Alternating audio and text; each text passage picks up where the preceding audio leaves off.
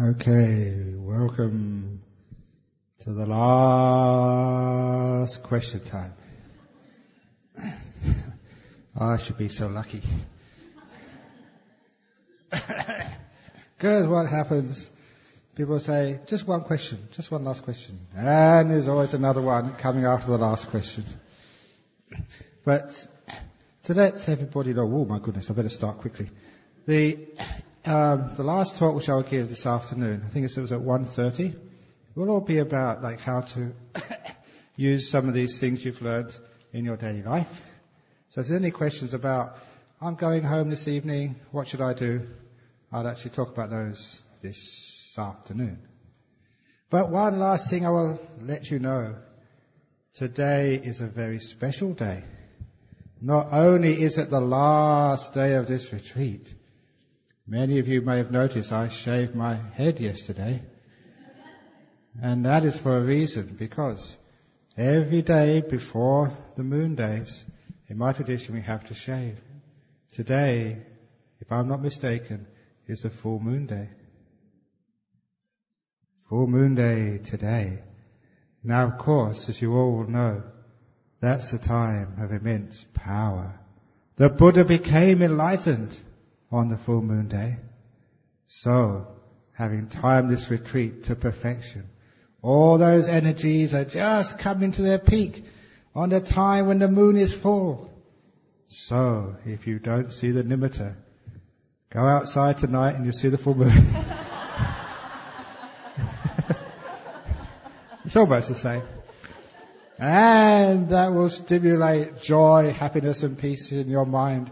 And who knows, just like the Buddha, this may be your full moon night. Okay. Dear Ajahn, can Feng Shui, the art of geomancy, change one's destiny? It can help. There's this story of this guy in England who was having trouble with his wife. A really bad relationship. Didn't know what to do. Tried all sorts of counselling. He went to a Feng Shui master and it solved the problem. No more marriage problems at all. The Feng Shui master told him to rearrange the furniture in his house. He did that. There was no problems afterwards. When his wife was out shopping, he put all his furniture against the door so she couldn't come in again. That solved all his problems. That's a joke.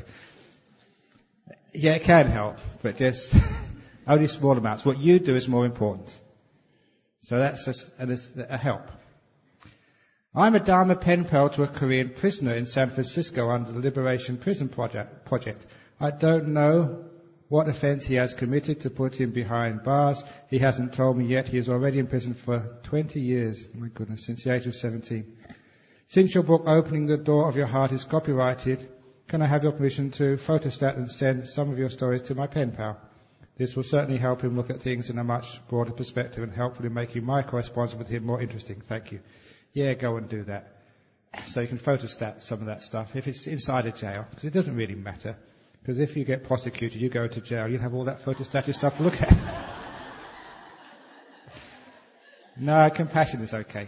I'll get you out of trouble. The thing is, you can't send too many copies. You can't photostat it and publish it, because then it's the publishers will get upset. But just a few copies here and there, especially if it's in prison. That shouldn't really matter. Does yoga practice help in meditation, directly, indirectly? As I heard from my yoga instructor say, there is energy arising during meditation. If one's body is not strong enough to withstand this energy, strong energy from deep meditation probably, this will injure the nerves. Once nerves are injured, very unlikely it will recover anymore. There are certain yoga postures which can strengthen the nerves. What is your comment? Depends what type of meditation you do. The meditation you do here will not injure your nerves, will strengthen your nerves, will not injure your body but strengthen your body, will not injure your mind but strengthen your mind. And in particular, it will take away all those fears. A lot of times there's too much fear. So you can do yoga, it helps, especially to loosen the body. It's a great thing to do, but it is not absolutely necessary. If you can't find the time, you don't like yoga, you don't have to do it, and you will not get injured. Any energy which comes up in the meditation, if you follow the instructions which I do here, it goes into the mind, not into the body.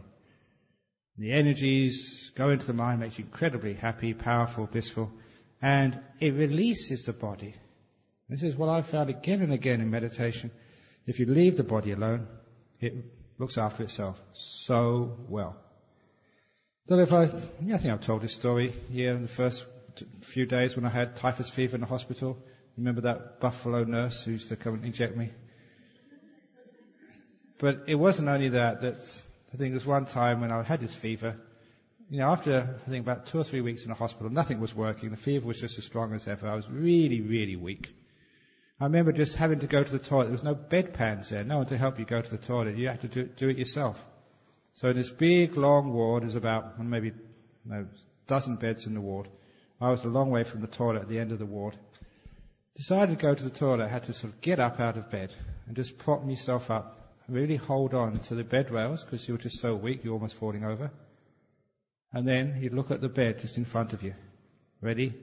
Go. And you just lurch for it. To hold on, so to stop yourself falling over. And then you have to wait for a couple of minutes to get energy to go to the next bed. And that's literally, I'm not exaggerating, that's sort of how weak you were, because there's no one to help you. And you got to the toilet, and you sat in there for at least an hour to get all your business done, absolutely, because you didn't want to make that journey again. You were so weak, so tired. Physically, you had no energy whatsoever, having a fever for 2 or 3 weeks. And at the end of that, I remember one day just feeling so awful, so tired, so sore, so almost depressed. But I had another way of dealing with depression. I said, right, let's go and do some proper meditation. So I got a beautiful meditation, and very deep, and all the pain, the body disappears in those deep meditations. You couldn't feel the tiredness of the body, the aches and the pains of a fever for such a long time. When you have a fever, all your bones ache, everything aches. It was great. I had this wonderful bliss, peace, body completely disappeared. When I came out afterwards, I felt so good. I never really noticed at the time, but I know now that was probably the time the fever stopped and the thing sort of disappeared. It always happens that way. Ajahn Brahm said he had malaria for many, many years. He said one day he was just so fed up with having malaria, he just sat still. The fever got hotter and hotter and hotter until he said it was like being in the middle of a big blazing fire. But where he was sitting, so in his mind, in the center, it was absolutely cool. He said the fire got so hot, unbearably hot, that it just exploded. And that was the last time he had malaria. Meditation is great for getting rid of these things. So it doesn't create injury, it heals injuries in meditation. So the energy, because it goes into the mind, the body is basically healed. So you can do yoga, but it's not absolutely necessary. If you don't do yoga, you don't have to be worried. You will have wonderful energy, and your body will be able to withstand it without any problems at all. You'll be super empowered. You'll be, if the monks, I'm super monk and that's super novice sitting next to me, then you'll be super layman and super laywoman. Just like Batman has his Robin. Super.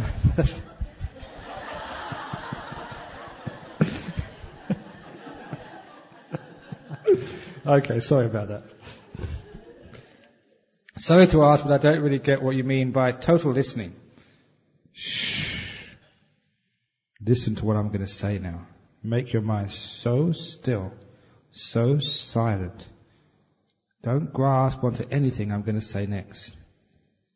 Just allow it to soak in. Be absolutely 100% passive. That's what total listening is. As we're listening to Dhamma talk lecture, we just listen clearly what has been said without adding on our own thinking perception. But then how do we interpret, relate or contemplate the content? Is it that we are supposed to do all this after the talk later or when the related situation occurred? You'll automatically recall what you've listened. Indeed. When you're very still, not only do you recall what is actually being said, but you also get the underlying meaning. Because like words, and this is the old, and I think I mentioned this before, you make these words and listen to what happens afterwards when you say peace, peace, peace. Every time, if you listen just after that sound finishes, the mind actually moves in the direction of peace. Every word is like a signpost. They're saying Cempaka Buddhist Lodge this way, toilets that way, dining room that way, peace that way. But when you follow that, when you listen to the word peace, the mind automatically will go in that direction. You don't have to send it. This is what words do. And so because of that, when you actually, I told you to maybe interrupt your meditation a few times, just saying calm, calm, calm. The reason you say those things is because after you said that word calm, the mind will actually go in that direction. It follows orders. It's like the taxi driver. So because of that, if I give a lecture or someone else gives a great Dhamma talk, you should just allow the mind to follow the orders. Your mind is like a taxi driver. Your mind will just follow and actually will go to where those words are pointing you to. You start talking about non-self. And if you don't think about it, just allow those words just to sink in. You're being conditioned by the monk. You actually go towards non-self. Which is why in the time of the Buddha, because people had faith and they knew how to totally listen, sometimes when the Buddha gave a Dhamma discourse, many people became enlightened. That surprised me at first when I read those suttas. I heard suttas like the Great 60, where it was saying that after that, all these hundreds of monks became enlightened. 4 arahats just after reading the sutta. So one day I decided to read that sutta out to my monks. Not one of them became enlightened. Why? It's exactly the same teaching. It's because in the time of the Buddha they really knew how to totally listen. Their minds were so silent because of samadhi practice that what was said, the mind followed those words, looked to the signpost and followed it to where it was pointing to. And there they saw the Dhamma. That's why they became enlightened. So if you total listen, sometimes you don't remember the words, yes, but you remember where it's pointing to. When you go to the restaurant, you don't try and remember the menu. You use the menu for its purpose, which is pointing you to the food. All these words, these talks, are just like that menu. They point you to the food of liberation. So, totally listen. You don't need to remember anything. You just need to follow the signpost. See where it's pointing. Unfortunately these days, many people collect menus. They collect Theravada menus, Mahayana menus, Zen menus, Christian menus. And they argue who's got the best menu. They translate the menu into many, many different languages and print the menus out for feed distribution. And you see many people taking these feed distribution books, all these different menus, and nobody orders the food. You understand? How many books have you got? How many menus have you got in the house? Are you peaceful yet? Are you happy? Are you liberated? Can you get nimittas, jhanas, insight? No, because we're still on the menu. We haven't ordered the food yet. So be careful. Total listening is shh. That was a great thing that, you learned that as a young monk. You listened to Ajahn Chah. Not only did you remember the words, there was a time when you were following those words, you got the meaning. What Ajahn Chah was pointing to, and you couldn't listen to any more of the talk. You just blissed out with the meaning for the rest of the talk. And that's what happens sometimes. If you're hearing a talk, and then I say something which really hits the nail on the head, you'll go and follow that to its meaning, where it's pointing to. And you'll forget everything else because you will not be listening to my talk. You'll be going into your mind. And I am very happy if that occurs. It means my talk has done its job. So you don't give talk just to give more information. You've got information overload already. Look at all these questions which come from information overload. What one really needs to do is to get these words, follow the meaning, so there's no more questions anymore. How many guidebooks do you need to Kuala Lumpur? You just need one, and then go and see for yourself. So that's what total listening is. Next question. If my spouse commits adultery, having a relationship with another woman, does it justify divorce? You have mentioned it is harmful to our relationship. It really depends what type of relationship you have. If you have a Dhamma relationship, loving kindness, the door of my heart's open to you, husband, no matter what you ever do. Can you do that? It's wonderful, because if he's having a great time with somebody else, you can come to the temple every day, you can go on retreats, you can keep your 8 precepts at home, because he's having sex with somebody else. You're free.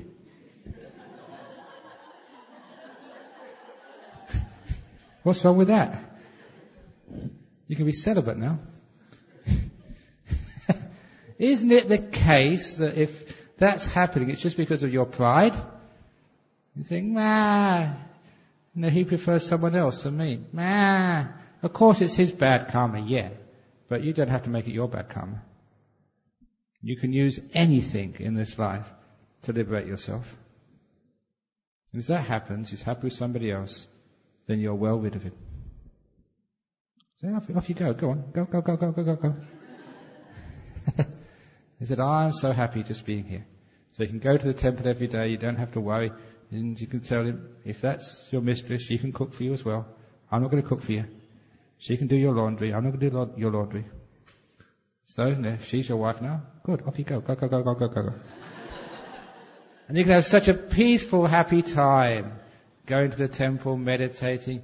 You know how hard it is? You know, all you women over here, you have to worry about your husband, what he's doing, always got to be kind to him. Oh, it's such a burden. It's the same with your wife as well. You know, if she's gone off with someone else, oh, isn't that wonderful? You're free like a bird, you can go wherever you want. Have I convinced you? No, I haven't. So does it justify divorce? Yeah, if you really want to. But if you've got kids there, then maybe you can actually have a good talk. In other words, just talk with the guy, confront him, get him in the right mood, and talk. Say, look, it's not just you. It's us. It's our family. So, what can we do? This is a problem. Can it be solved? It's not your problem. It's not my problem. It's our problem. It's a family's problem. So always when you have a problem like this, never say it's your problem or it's my problem. When we share our problems, it's our problem. Then what that means is everybody contributes to a solution. If you confront someone that says your problem, people sort of realize that they're going to do it all. You're not contributing at all. They get upset. What do you mean? And they never do anything. Always say our problem. And never put the problem on the person, you stupid husband. It's not the husband, the person is the problem. It's the adultery is the problem. So depersonalize it. Don't say you're an adulterous husband. You're a husband who's committed adultery. Remember the supermarket checkout simile? It's not a stupid child. You're a person who's done a stupid thing. But if it's a husband who's committed adultery rather than an adulterous husband, there's a way out then. He realizes it's more than that one act, and you realize it's more than that act. And therefore, there's a possibility of forgiveness and moving away from that bad action. So you have to be very skillful in such a thing, such a situation. And if when you talk about it, there is a possibility that, he will actually behave himself, and he really wants to commit to the marriage and the family. If he really wants to commit, then give him forgiveness. You actually tell him in Buddhism we do this 3 times. 3 strikes and you're out. We mean out. No, 2 times, I can forgive you twice, 3 times, that's it. Divorce, get out of here. And be firm. Like with children, you have to set the boundaries, you have to keep to those boundaries. You can't just say, okay, one more time. Oh, one more time. So when he knows where he stands, you know where you stand. It's quite clear. You can give forgiveness twice. 3rd time, out. Okay? Can we meditate at any place, e.g. in a hotel room? Yes, you can. I mentioned to you that I'm going to Jakarta in a couple of weeks. I heard from the organisers, because they're holding a seminar in the Hilton, they want to put me up in the Hilton. But as I think many of you know, I read the newspapers just before I came. The Australian government was saying, please don't go to Jakarta if you're an Australian. There's terrorist threats, and the place they're threatening is the Hilton Hotel. So it doesn't matter, I'm protected. So I'll just do lots of loving kindness there, and the bombs won't go off, if there's any bombs. It's amazing what you can do. But anyway,